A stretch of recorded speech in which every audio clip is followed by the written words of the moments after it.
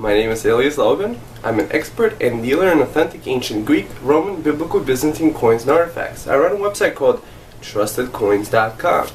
Every item I sell comes complete with its own beautiful certificate of authenticity, a lifetime guarantee of authenticity, and every coin that I sell comes in a professional coin flip that allows you to look at the front of the coin and the back of the coin without taking it out of its protective covering, with a miniaturized description of the professionally done description as is seen here, which many times cites a major numismatic reference or collection. And on the back you get the history of the coin that you've purchased. So whether you're a beginner or an expert, you know exactly what you're buying. So I believe this to be a great investment or a beautiful gift when you present it with such beautiful presentation. Today I'm going to be discussing the Roman Empire and reading some information about it. Here is a Temple of Bacchus. That is some ruins of what kind of buildings the Roman Empire was capable of building. You may actually notice on my YouTube channel I also have a visit to the Parthenon, actually the Pantheon. The Pantheon was a big Roman building to all the gods, and it's originally preserved, and you may want to check out that video too. But this is what just one of the temples looked like, and the Roman Empire was very huge in its extent.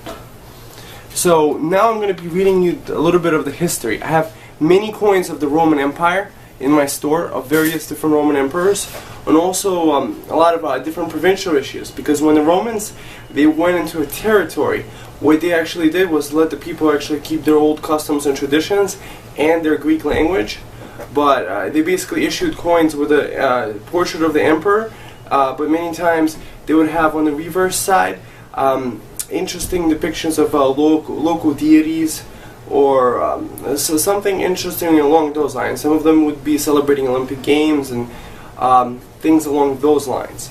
So now I'm going to be reading the history of the Roman Empire, so bear with me. The Roman Empire was an ancient empire centered around the Mediterranean Sea, commonly dated from the accession of the Emperor Augustus in 27 BC, whom I have coins of that I showed you one of the coins from him just now, through the abdication of the last emperor in 476 AD. It was a successor state to the Roman Republic, which I have coins of also, which are very interesting, one of my favorites, and constituted the final period of classical antiquity. The 500-year-old Roman Republic, which preceded it, had been weakened through several civil wars. Several events are commonly proposed to mark the transition from the Republic to Empire, including Julius Caesar's appointment as perpetual dictator in 44 BC, and the Battle of Actium, 2nd of September 31 BC, through the Roman Senate's granting to Octavian the honorific title of Augustus. In an effort to enhance loyalty, the inhabitants of the empire were called to participate in the imperial cult to revere usually the deceased emperors as demigods. Few emperors claimed to be gods while living. Usually an emperor was deified after his death by his successor in an attempt by that successor to enhance his own prestige. Augustus created the imperial provinces, which I talked to you just about. Very important was the imperial province of Egypt, the major breadbasket of the empire, whom I have coins of too, whose grain supply was vital to feed the masses in Rome.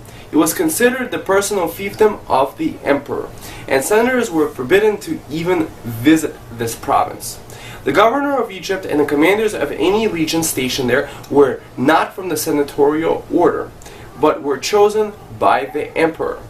The first 2 centuries of the empire were characterized by Pax Romana, which was a period of unprecedented peace and prosperity. Through Roman expansion, Roman expansion was mostly accomplished under the Republic, it continued under the emperors. The empire would reach its greatest territorial extent under Roman Emperor Trajan in 117 AD, whom I have coins of too. Through most of his gains were given up under his successor. In the late 3rd century, the Emperor Diocletian stabilized the empire and established the practice of dividing authority between 4 co-emperors, known as the Tetrarchy. Disorder began again soon after his reign, but order was restored by Constantine the Great, whom I have coins of too, who was very popular. He has also coins depicting Romulus and Remus, and also coins commemorating the founding of his new capital, Constantinople.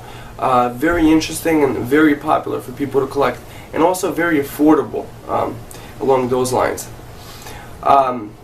Disorder began again, restored by Constantine the Great, who was the first emperor to convert to Christianity and who established the new capital of the Eastern Empire, Constantinople. During the following decades, the empire was often divided along an east-west Constantinople/Rome axis. Theodosius I was the last emperor to rule over the east and west, and died in 395, after making Christianity the official religion of the empire. Beginning in the 4th century, the empire began to disintegrate as barbarians from the north overwhelmed Roman control. The crumbling Western Roman Empire ended in 476 when Romulus Augustus was forced to abdicate to the Germanic warlord Odoacer. The empire in the east, known today as the Byzantine Empire, continued in various forms until 1453, until the capture of Constantinople by Mehmed II, leader of the Ottoman Turks. The language of Rome before its expansion was Latin, and this became the empire's official language. The imperial government was interested in issuing control of the currency in circulation. Interesting. To mint coins was an important political act. The image of the ruling emperor appeared on most issues, and coins were a means of showing his image throughout the empire. You could say it was a propaganda pieces of the time period. A lot of times on the reverses of the coins, let's say a Roman emperor had a big victory, he would depict that victory, let's say showing some captives that he captured, or saying which province he visited, like Hadrian, for example, visited Egypt, and he would mint coins that said Egyptus on it.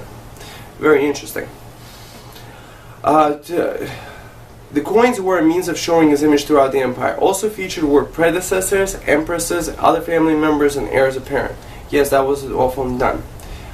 Because of the empire's vast extent and long endurance, the institutions and culture of Rome had a profound and lasting influence on the development of language, religion, architecture, philosophy, law, and forms of government in the territory it governed, particularly Europe, and by means of European expansionism throughout the modern world.